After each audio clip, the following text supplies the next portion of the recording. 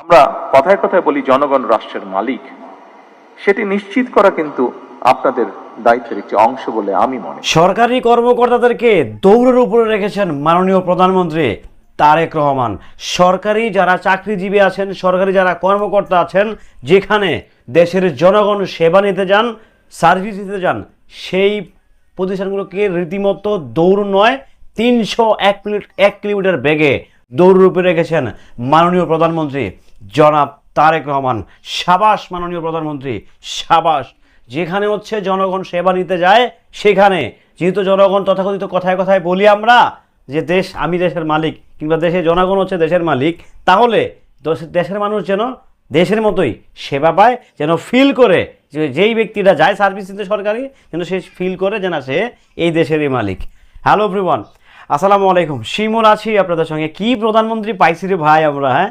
এক কথায় মানে আপনি যা চান, আমি যা চাই, আমরা যেভাবে দেশটাকে সাজাতে চাই, দেশটাকে নিয়ে আমরা যা ভাবতে চাই, দেশটাকে নিয়ে আমরা যা বলতে চাই, দেশের সাধারণ মানুষ যা চাইছেন, যা বলার চেষ্টা করছেন, তা যেন উনি নিজেই বলতেছেন।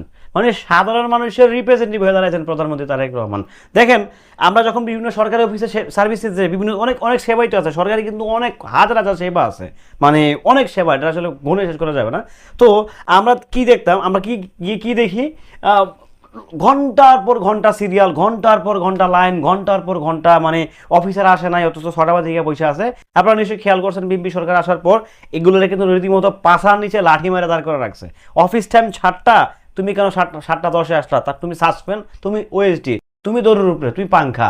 এই জিনিসটা কিন্তু সরকার খুব ভালো একটা নিশ্চিত দিচ্ছে। কারণ ভাই, দেশের জনগণ যারা সরকারি সেবা নিতে যায়, তারা নিশ্চয়ই বেকার না, তারা নিশ্চয়ই তারা হচ্ছে আজেরা থাকছে না, তারা সেবা নিতে যাচ্ছেন, মানে তারা তাদের কাজটা করাতে যাচ্ছেন। সো সেখানে গেলে আনছেন, এইটা করেন, ওইটা করেন, এই যে নানা রকম জটিলতা, সেই জটিলতার কিন্তু দিন শেষ করে দিয়েছে তারেক রহমান। এবং কি খুব সুন্দরভাবে সরকারি কর্মকর্তাদেরকে স্ট্রেট ফরওয়ার্ড বার্তা দিলেন যে দেশের জনগণ যদি যায়, সে যেন ফিল করে যে না, সে এই দেশটার মালিক, তাকে ওইরকম সার্ভিসটাই দিতে হবে।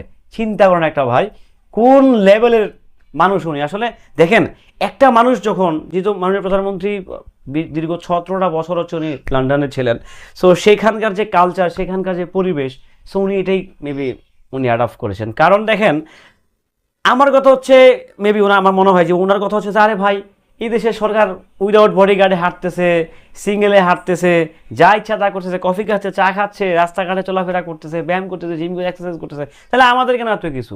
দেখেন, উনি কিন্তু ওনার ব্যক্তিগত সিকিউরিটি ছাড়া সরকার থেকে উনি কিন্তু ব্যক্তিগত কোনো নিরাপত্তা রক্ষী নিচ্ছেন না, ব্যবহার করতেছেন না। উনি ওনার গাড়িটা ইউজ করতেছেন, সরকারি যে প্রটোকলে কোনো ইউজ করতেছেন না।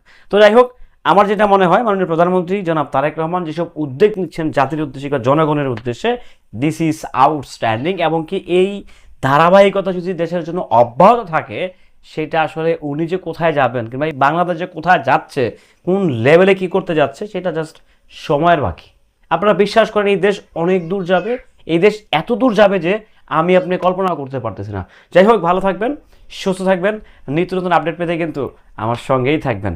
আল্লাহ হাফেজ।